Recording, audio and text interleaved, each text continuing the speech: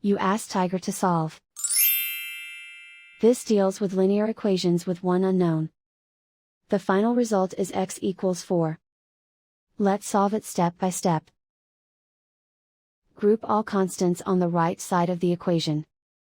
Subtract 3 from both sides. Simplify the arithmetic.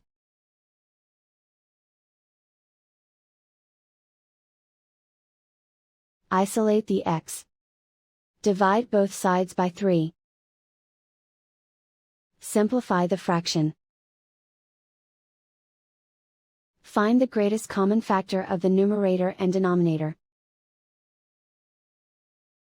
Factor out and cancel the greatest common factor.